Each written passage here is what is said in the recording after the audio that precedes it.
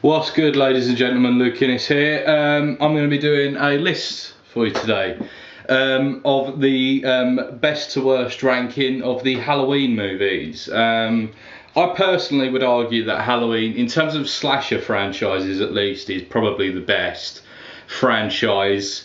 If you want to go by a sort of ratio of good to bad films, there's a lot of movies. There's 10 movies, but even in those 10 movies, I'd say that the good is more than the bad. So, there's not too many franchises you can say that for, especially not slasher franchises. But let's get on with it and take a look at the Halloween films, in my opinion, from worst to best. Okay, so let's take a look. Starting off at the very bottom, number 10. I'm sure you all think you know what's coming, but it's Halloween 2, Rob Zombie's Halloween 2. This film's abysmal, one of the worst movies I've ever seen. I don't like Rob Zombie as a filmmaker at all. I think he's actually really poor. But this was a particular travesty. All the stuff about Dr. Loomis suddenly being a bad guy was just terrible. Really not a very good film at all. Halloween 2, Rob Zombie's Halloween 2 is at the very bottom for me. And at number 9 is Halloween Resurrection. This is also an awful film, not quite as awful. This is more of a horror comedy. There's only one funny scene in it though, and that's where Busta Rhymes is giving Michael a telling off because he thinks it's the cameraman in a mask trying to scare him. But like I say, other than that, this film is terrible. Michael is indestructible. He's taken like 6 gunshots to the chest in previous movies. And apparently all they needed to do was get Busta Rhymes to give him a karate kick and all would be well. So Halloween Resurrection is awful as well. So that's at number 9. At number 8, Halloween 3, Season of the Witch. I've only got this as part of a box set, so there's going to be a few movies that where it's just going to be the disc that I'm showing. Now with Halloween 3, a lot of people say that this is a forgotten gem or that people need to give it a chance. If you give it a chance, you might find that you really enjoy it, a lot of people say. I don't. I don't enjoy this movie, no matter how many chances I give it. I think it's just really silly. Very little substance to it. Just, it's kind of dumb. It's the kind of plot that would be in like a parody of a horror movie. It's... and I love Tom Atkins, but terrible movie. Don't like Season of the Witch at all. So that's at number 8. At number 7, Rob Zombie's Halloween. I wasn't much of a fan of Rob Zombie's remake. I do think that there was some cool things about it, like trying to go more into kind of the background of Michael. I like that, but I think, Rob Zombie is a very ham-fisted director. He's probably the second most annoying director in horror at the moment, behind Eli Roth. His version of Halloween left a lot to be desired. Although it was significantly better than the sequel that he did. That's at number 7. And number 6, Halloween 5, The Revenge of Michael Myers. So we're starting to get into the stuff that I like here. This is a pretty good movie. I do like The Revenge of Michael Myers. I didn't really like the whole kind of telepathy thing with between Jamie Lee, Danielle Harris's character.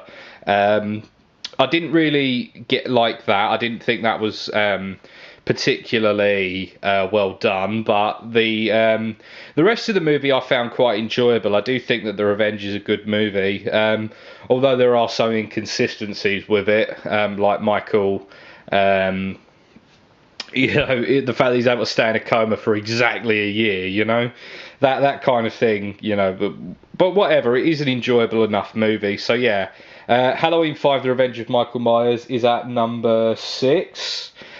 At number 5, Halloween H2O, 20 years later.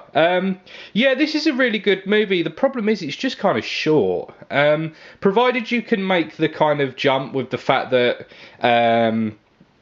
this kind of ignores the events of movies 4, 5 and 6.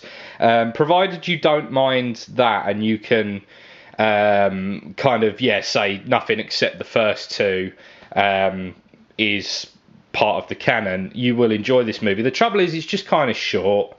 I think it's only like 80 minutes or something like that, and obviously with titles and stuff it's like 75, I guess. But no, it's a cool movie otherwise. I do like this one. So yeah, at number 5, Halloween H20. Next up, at number 4, Halloween 4, The Return of Michael Myers. Yeah, this is pretty much like The Revenge, only a lot better. Danielle Harris obviously is introduced as Laurie Strode's daughter. Laurie Strode is dead by this point. Although she does come back in H20, but that's because the canon has been changed, you know. But yeah, no, this is a very cool movie. Like I say, lots of really good scares and stuff in this one. So yeah, that one gets a positive review from me. At number 3, The Curse of Michael. Now, I know this one has a lot of haters, so to speak, but I think The Curse of Michael is a really good movie, actually. I quite like the fact that they tried to incorporate a little bit more plot into it in this movie, rather than it just being a case of Michael's coming, run. You know, in this movie it's they kind of try to work in this whole idea of the reason that he is so tough and strong is that obviously he's got all these supernatural powers that he's gained from kind of being involved in like a satanic cult or whatever it is. I can't quite remember exactly, but it's something along those lines. So yeah, I thought all that was very cool. So yeah, I know that this movie has a lot of critics and detractors, but I quite like The Curse of Michael. I definitely think it's a really cool movie. So at number 2, Halloween 2. Yeah, I really think this is a great movie, dude. This is it's set like straight after the first movie, like to the same minute it follows on. So the tagline was more of the night he came home.